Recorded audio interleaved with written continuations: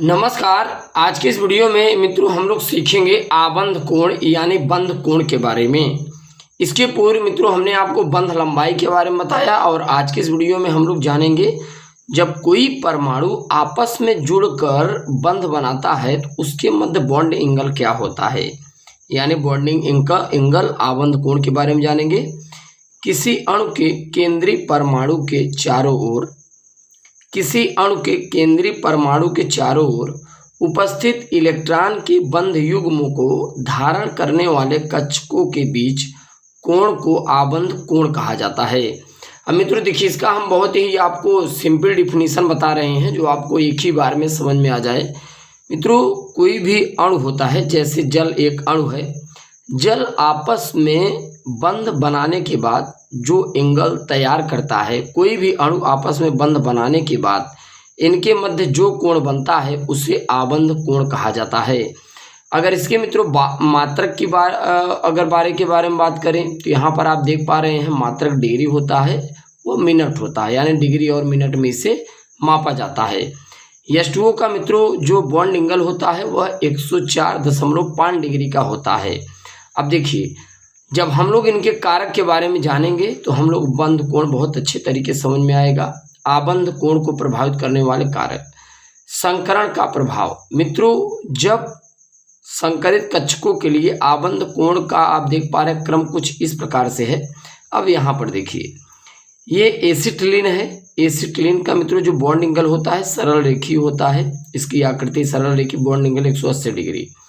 इसी प्रकार आप एथिलीन देख पा रहे हैं, एथिलीन की आकृति कुछ इस प्रकार से होती है। तो आपको क्या ऐसा नहीं लग रहा है कि इसका जो बॉन्ड एंगल 120 डिग्री का है। इसी प्रकार मेथेन अणु की जो आकृति होती है 109 डिग्री 28 मिनट का है, राइट।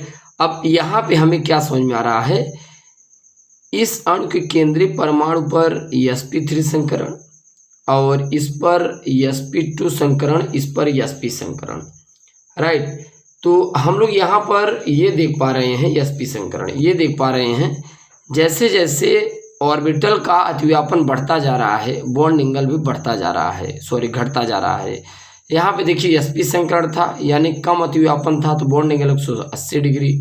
यहाँ थोड़ा अतिव्यापन ज़्यादा बढ़ा यानी s और p ऑर्बिटल के मध्य अतिव्यापन बढ़ा तो बॉन्ड एंगल 120 डिग्री और यहाँ पर 109 डिग्री 28 मिनट। अब यहाँ पे मित्रों आप देखिए एकाएकी इलेक्ट्रॉन युग्मों की संख्या। एकाएकी इलेक्ट्रॉन युग्म का क्या प्रभाव पड़ता है, केंद्रीय परमाणु पर एकाएकी इलेक्ट्रॉन युग्म की संख्या बढ़ने पर बॉन्ड एंगल घट जाता है। अब यहाँ पर मित्रों आप जरा समझिए, ये इस फैक्टर को आप समझिए। देखिए ये CH4 है, अणु की आकृति चतुष्फलक है। ये अमोनिया अणु है, अणु की आकृति पिरामिडी है और ये जल का मॉलिक्यूल है उल्टा V शेप। अब यहाँ पर ध्यान देने वाली बात ये है कि मेथेन में भी sp3 संकरण है, अमोनिया में भी sp3 संकरण है और जल में भी sp3 संकरण। हम आपको संकरण पर एक वीडियो बनाएंगे, आगे आएगा इसी चैप्टर में, तो वहाँ पे आप समझ पाएंगे संकरण क्या है। फिलहाल आप संकरण समझिए। यहाँ पे हम आप कैसे निकाल सकते हैं। यहाँ देखिए दो BP हैं, दो BP के बॉन्ड हैं यानी बॉन्ड पेयर और दो लोन पेयर है, दोनों के जोड़ेंगे 4 होगा तो 4 में sp3 संकरण बनता है। 3p 1 s 4 हुआ कि नहीं। इसी प्रकार यहाँ पर देखिए 3 BP है और 1 LP है, लोन पेयर है, एकाएकी इलेक्ट्रॉन युग्म है, तो जोड़ेंगे 4 आएगा तो sp3 संकरण। यहाँ बॉन्ड एंगल, यहाँ बॉन्ड देखिए 1 2 3 4 तो sp3 संकरण। खास बात यह है मित्रों, जैसे जैसे अभी हमने बताया लोन पेयर की संख्या बढ़ती जाएगी बॉन्ड एंगल घटता जाएगा। यहाँ देखिए मेथेन अणु में एक भी लोन पेयर नहीं है तो बॉन्ड एंगल 109 डिग्री 28 मिनट था। अमोनिया अणु में आते आते एक लोन पेयर आ जाता है यानी एक LP, एक एकाएकी इलेक्ट्रॉन युग्म, तो बॉन्ड एंगल इससे थोड़ा सा छोटा 106 डिग्री 60 मिनट का हो जाता है।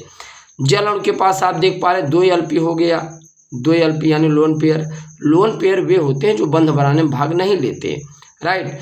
तो इसका बॉन्ड एंगल और छोटा हो गया 104.5 डिग्री। तो आप इतना ध्यान में रखिए, जब अणु के केंद्रीय परमाणु जिससे नाइट्रोजन है, ऑक्सीजन है और कार्बन है, अणु में जिस परमाणु की संख्या कम होती है उसे केंद्रीय परमाणु कहा जाता है।